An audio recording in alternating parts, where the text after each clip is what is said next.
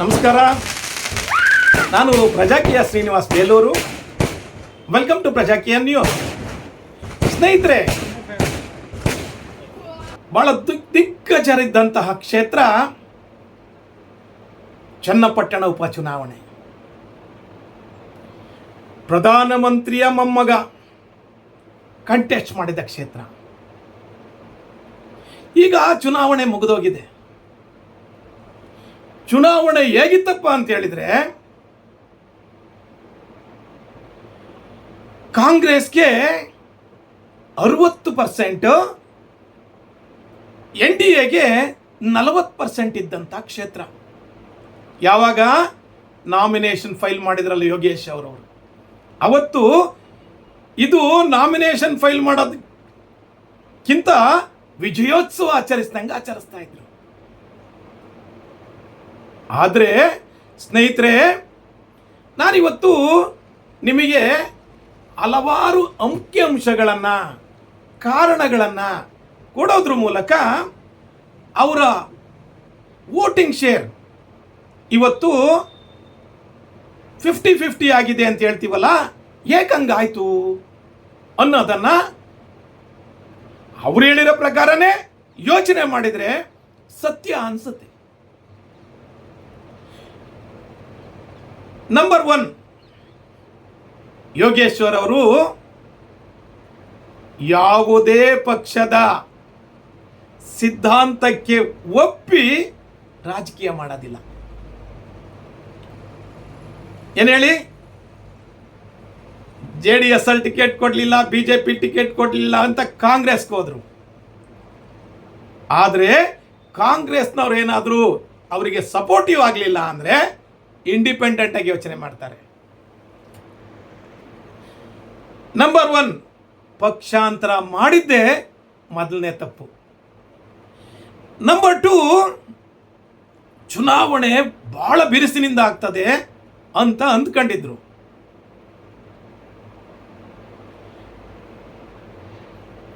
JDS ಮತ್ತು ಕಾಂಗ್ರೆಸ್ ಇಂದ ಯಾರೋ ಒಬ್ಬರು ಕಾರ್ಯಕರ್ತರನ್ನು ನಿಲ್ಲಿಸ್ತಾರೆ ಅಂತ ಯೋಗೇಶ್ವರ್ ಮತ್ತು ಕಾಂಗ್ರೆಸ್ ಕಾರ್ಯಕರ್ತರು ಅಂದ್ಕೊಂಡಿದ್ರು. ಆದರೆ ದೊಡ್ಡಗೌಡರು ಮತ್ತು HD ಕುಮಾರಸ್ವಾಮಿ ಅವರು ತಮ್ಮ ಮಗನನ್ನೇ ಚುನಾವಣೆ ಕಂಟೆಸ್ಟ್ ಮಾಡಿ ರಿಸ್ಕ್ ತಗೊಂಡ್ರು. ಅಳುವು ಉಳಿವಿನ ಪ್ರಶ್ನೆ ಆದರೂ ಪರವಾಗಿಲ್ಲ, ಕಾರ್ಯಕರ್ತರನ್ನ, ಅಂದರೆ JDSನವರು ಗೆಲ್ಲೋ ಕ್ಷೇತ್ರದಲ್ಲಿ ತಮ್ಮ ಮಕ್ಕಳಿಗೆ ಮೊಮ್ಮಕ್ಕಳಿಗೆ ಟಿಕೆಟ್ ಕೊಡ್ತಾರೆ, ಸೋಲೋ ಕ್ಷೇತ್ರದಲ್ಲಿ ಕಾರ್ಯಕರ್ತರಿಗೆ ಕೊಡ್ತಾರೆ ಅನ್ನೋದನ್ನು ಅಳಿಸಿ ಹಾಕಬೇಕು ಅಂತ ನೇರವಾಗಿ 2 ಬಾರಿ ಸೋತಂತ ನಿಖಿಲ್ ಕುಮಾರಸ್ವಾಮಿ ಅವರಿಗೆ ಟಿಕೆಟ್ ಅನೌನ್ಸ್ ಮಾಡಿದರು. ಅವ್ರು ಟಿಕೆಟ್ ಅನೌನ್ಸ್ ಮಾಡಿದಾಗ ಅವರಿಗೆ ಮನಸ್ಸಿರಲಿಲ್ಲ. ಆದರೆ ಕಾರ್ಯಕರ್ತರ ಉಳಿವಿಗಾಗಿ ಕಾರ್ಯಕರ್ತರೇ ಸಹಿತ ಬಹಳ ಫೋರ್ಸ್ ಮಾಡಿ ನಿಖಿಲ್ ಕುಮಾರಸ್ವಾಮಿ ಅವರನ್ನು ಚುನಾವಣೆಗೆ ತಂದರು. ನಾಮಿನೇಷನ್ ಫೈಲ್ ಮಾಡಿದ ದಿನ JDS ಮತ್ತು BJPಯ ಒಗ್ಗಟ್ಟು ಹಾಗೂ ಜನಸ್ತೋಮ ನೋಡಿನೇ ಕಾಂಗ್ರೆಸ್ನವರು 1-2% ಕಮ್ಮಿ ಆದರು. ಅಂದರೆ 58%ಗೆ ಬಂದರು. ಆಮೇಲೆ ನಂಬರ್ 3, ಕಾಂಗ್ರೆಸ್ ನಾಯಕರ ಮಾತು. ಚುನಾವಣಾ ಪ್ರಚಾರದಲ್ಲಿ ಕಾಂಗ್ರೆಸ್ ನಾಯಕರು ಬಹಳಷ್ಟು ಮಾತುಗಳನ್ನಾಡಿದರು. ನಂಬರ್ 1, ನಮ್ಮ ಅರಸೀಕೆರೆ ಶಿವಲಿಂಗೇಗೌಡರು CP ಯೋಗೇಶ್ವರ್ ಅವರು ಚುನಾವಣೆಯಲ್ಲಿ ಗೆದ್ರೆ, ನೀವು ಗೆಲ್ಲಿಸಿದ್ರೆ DK ಶಿವಕುಮಾರ್ ಅವರು ಮುಖ್ಯಮಂತ್ರಿ ಆಗ್ತಾರೆ ಎಂದರು. ಈ ಮುಖ್ಯಮಂತ್ರಿ DK ಶಿವಕುಮಾರ್ ಆಗ್ತಾರೆ ಅಂದರೆ ಸಿದ್ದರಾಮಯ್ಯನವ್ರನ್ನ ಕೆಳಗಿಳಿಸ್ತಾರೆ ಅಂದಂಥ ಒಂದು ವಿಚಾರ ಇದೆಯಲ್ಲ, ಹಲವಾರು ಹಿಂದುಳಿದ ವರ್ಗದವರ ಹಾಗೂ ಕುರುಬ ಮತದಾರರಿಗೆ ಪ್ರಭಾವವನ್ನು ಬೀರ್ತು. 1% ವೋಟ್ ಕಮ್ಮಿ ಆಯಿತು, 57 ಆಯಿತು. ನೆಕ್ಸ್ಟ್ DK ಸುರೇಶ್ ಅವರು ಹೇಳಿ ಕೇಳಿ ದೇವೇಗೌಡರು ಒಕ್ಕಲಿಗರ ಬಹಳ ದೊಡ್ಡ ನಾಯಕರು, ಬಹಳ ಇಷ್ಟಪಡ್ತಾರೆ ಒಕ್ಕಲಿಗರು. ಅವ್ರ ಮುಂದೆ ಯಾರೂ ಇಲ್ಲ ಇಲ್ಲಿವರೆಗೆ. ಅವ್ರ ಬಗ್ಗೆನೇ ನಾಲಿಗೆಯನ್ನು ಅರಿಬಿಟ್ರು. ಮೊಮ್ಮಗನ ಗೆಲುವಿಗಾಗಿ ಆಂಬ್ಯುಲೆನ್ಸ್ನಲ್ಲಿ ಬಂದು ಪ್ರಚಾರ ಮಾಡ್ತಾರೆ ಅಂದರು. ಅದನ್ನೇ ಗೌಡ್ರು ಚಾಲೆಂಜ್ ತಗೊಂಡು ನಿಂತು ಕ್ಯಾನಸ್ ಮಾಡಿದರು. ಮನೆಗೆ ಹೋದರು, ಪಂಚಾಯತಿಗೆ ಹೋದರು. ಆಮೇಲೆ ಈ ಹಿಂದುಳಿದವರ ಮತ್ತು ಮುಸ್ಲಿಮಾನ್ ಬಾಂಧವರ ಮನೆಗೆ ಹೋದರು, ಚಾಲೆಂಜ್ ತಗೊಂಡ್ರು. ಅಲ್ಲಿ 2% 3% ಕಮ್ಮಿ ಆಯಿತು, 55% ಬಂತು. ಹಾಗೂ ಈ ಹಳೆ ಕಾಂಗ್ರೆಸ್ನವರು ಮತ್ತು CPY ಬಂದಾಗ BJP ಇವರು ಕಾಂಗ್ರೆಸ್ಗೆ ಬಂದಿದ್ರಲ್ಲ, ಅವರನ್ನು ಇವರು ನಂಬ್ತಿರ್ಲಿಲ್ಲ, ಇವರನ್ನು ಅವ್ರು ನಂಬ್ತಿರ್ಲಿಲ್ಲ. ಆ ಮಟ್ಟಕ್ಕೆ ಅಲ್ಲೇ ಡಿವೈಡ್ ಆಗಿತ್ತು. ಆದರೆ ಅಲ್ಲಿ JDS ಮತ್ತು BJPಯವರು ಬಹಳಷ್ಟು ಶ್ರಮ ಪಡ್ತಾ ಇದ್ರು, ಪ್ರಾಮಾಣಿಕವಾಗಿ ಕೆಲಸ ಮಾಡ್ತಾ ಇದ್ರು. ಇಲ್ಲಿ ಏನಾಗ್ಬಿಟ್ಟಿತ್ತು ಅಂತಂದರೆ, ಕೆಲವರು DK ಶಿವಕುಮಾರ್ ಟೀಮ್ನಲ್ಲಿ ಕೆಲಸ ಮಾಡ್ತಾ ಇದ್ರು, ಕೆಲವರು ಯೋಗೇಶ್ವರ್ ಟೀಮ್ ಅಂತ ಕೆಲಸ ಮಾಡ್ತಾ ಇದ್ರು. ಆಮೇಲೆ ಈ ಕುರುಬ ಸಮಾಜದ ಕೆಲವಷ್ಟು ನಾಯಕರು JDSಗೆ ಪಕ್ಷಾಂತರವಾದರು, JDSಗೆ ಪಕ್ಷಾಂತರ ಆದರು. ಅದು ಮತ್ತೆ 1% ಓಟನ್ನು ಕಮ್ಮಿ ಮಾಡ್ತು. ಹಾಗೆ ಇನ್ನೊಬ್ಬ ಮಹಾನ್ ನಾಯಕರು, ಅವರೆಲ್ಲ ನಾಯಕರು ಅಂತ ಹೇಳಲಿಕ್ಕೆ ನಾಚಿಕೆ ಆಗ್ತದೆ. ಯಾಕೆ ಹೇಳಿ? ನಾಯಕರಾದವರು ಸಮಾಜದ ಏಳಿಗೆಗಾಗಿ, ಎಲ್ಲರ ಏಳಿಗೆಗಾಗಿ ದುಡಿಬೇಕು, ಬರೀ ಮಾತಾಡೋದಲ್ಲ. ನನ್ನ ಫ್ರೆಂಡ್ ಒಬ್ರು ಅವ್ರ ವಿಚಾರ ಹೇಳ್ತಾ ಇದ್ದೆ ನಾನು, ಈ ಥರ ಮಾತಾಡ್ಬಿಟ್ರೆ ಸರಿನಾ ಸರ್ ಅಂತ. ಅವನಿಗೆ ವಿದ್ಯೆ ಇಲ್ಲ ರೀ, ಬರೀ ಬಿಲ್ಡೆ ಬಿಡ್ತಾನೆ ಅಂದರು. ಅವ್ರು ಯಾರಪ್ಪ ಅಂತಂದರೆ ಜಮೀರ್ ಅಹಮದ್ ಖಾನ್. ದೇವೇಗೌಡರ ಫ್ಯಾಮಿಲಿನ ಪರ್ಚೇಸ್ ಮಾಡ್ತೀವಿ ಅಂತಂದ್ರು.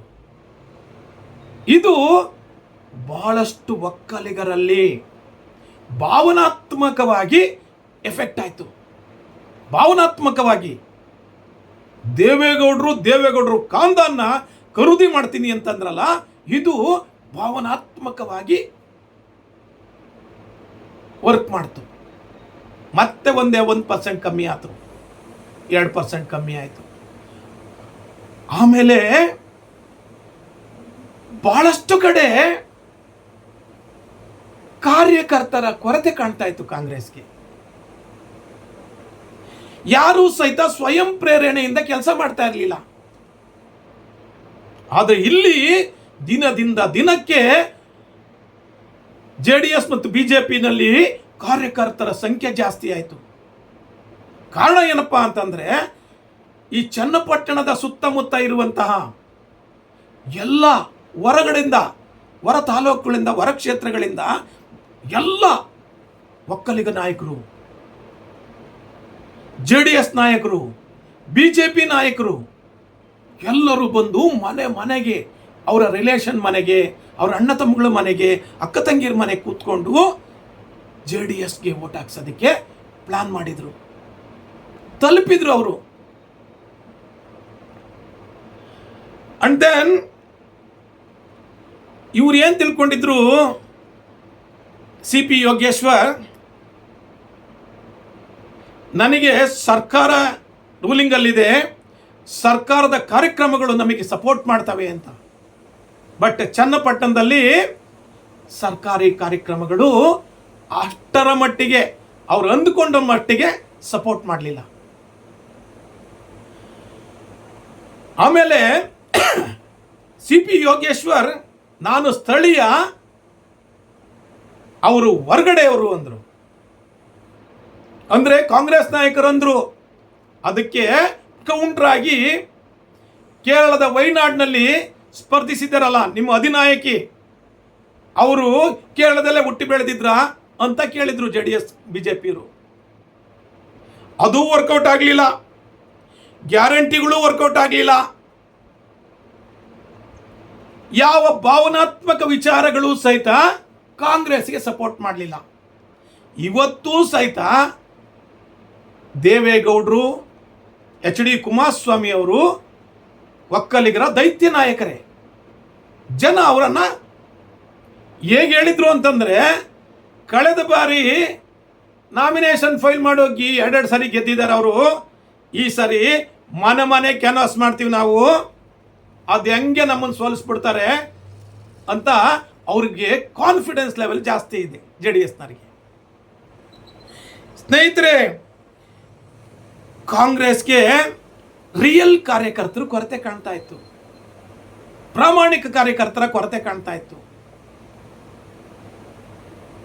ಇಷ್ಟೆಲ್ಲವನ್ನೂ ಆದಮೇಲೂ ಸಹಿತ ಅಂಕಿಅಂಶ ನೋಡೋದಾದ್ರೆ, ಸ್ನೇಹಿತರೆ, ಚನ್ನಪಟ್ಟಣ ಕಾನ್ಸ್ಟಿಟ್ಯೂನ್ಸಿ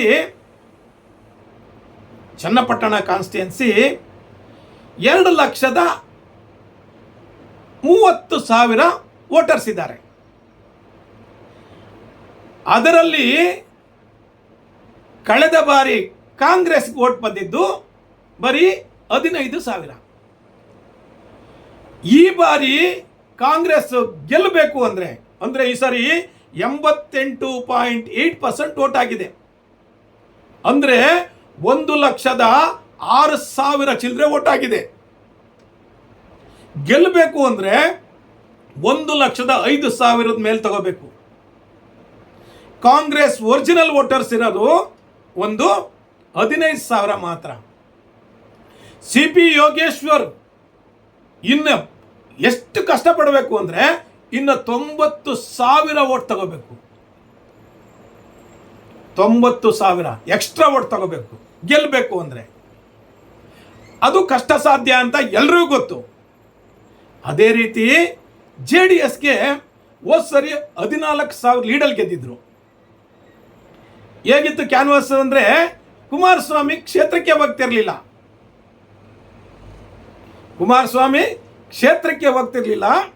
ಓಟೇ ಕೇಳ್ತಿರ್ಲಿಲ್ಲ, ಬಸ್ ಸ್ಟ್ಯಾಂಡ್ ನಿಂತ್ಕೊಂಡು ಟಾಟಾ ಮಾಡಿ ಹೋಗ್ತಾ ಇದ್ರು. ಆದರೆ ಈ ಸರಿ ಸನ್ಮಾನ್ಯ ದೇವೇಗೌಡರು, ಕುಮಾರಸ್ವಾಮಿ ಅವರು ಹಾಗೂ ನಿಖಿಲ್ ಕುಮಾರಸ್ವಾಮಿ ಅವರ ಪತ್ನಿ ಹಾಗೂ ಎಲ್ಲ ಬಹಳ ಉತ್ಸಾಹದಿಂದ ಕೆಲಸ ಮಾಡಿದರು. ಹಾಗಾಗಿ ಈ ಚುನಾವಣೆ 60-40 ಇದ್ದಿದ್ದು ಇವತ್ತು ಭಾಳ ಎಡ್ಜಲ್ಲಿದೆ. 50-50 ಇಲ್ಲ, 49 ಕಾಂಗ್ರೆಸ್, 51 JDS ಅಂತ ನನ್ನ ಅಭಿಪ್ರಾಯ. ಈಗ ಚುನಾವಣೆ ಲೆಕ್ಕಾಚಾರ ಹೆಂಗಪ್ಪ ಅಂದರೆ 51 = 100, 49 = 0 ಅಂತ. ಇದು ಕಾಂಗ್ರೆಸ್ನ ಮತ್ತು JDSನ ಸೋಲು ಗೆಲುವಿನ ಲೆಕ್ಕಾಚಾರ. ಇದು ನನ್ನ ಲೆಕ್ಕಾಚಾರ. ನಿಮ್ಮ ಲೆಕ್ಕಾಚಾರನೂ ಇದೇ ಆಗಿದ್ರೆ ಸರಿ, ನೈಸ್, ರೈಟ್ ಅಂತ ಕಾಮೆಂಟ್ಸ್ ಮಾಡಿ. ಇಲ್ಲ ಸರ್ ಹೀಗಿದೆ ಅಂತ ಹೇಳಿದರೆ ಅದನ್ನು ಸಹಿತ ಕಾಮೆಂಟ್ಸ್ ಮೂಲಕ ತಿಳಿಸಿ. ಹಾಗೆ ದಯಮಾಡಿ ನನ್ನ ಯೂಟ್ಯೂಬ್ ಚಾನಲ್ಗೆ ಸಬ್ಸ್ಕ್ರೈಬ್ ಆಗಿ ಮತ್ತು ಈ ವಿಚಾರವನ್ನು ನಿಮ್ಮೆಲ್ಲ ಸ್ನೇಹಿತರಿಗೆ ತಿಳಿಸಿ. ನನ್ನ ಈ ವಿಡಿಯೋ ನೋಡಿದ್ದಕ್ಕೆ ನಿಮಗೆಲ್ಲರಿಗೂ ಶರಣಾರ್ಥಿ. Thank you very much.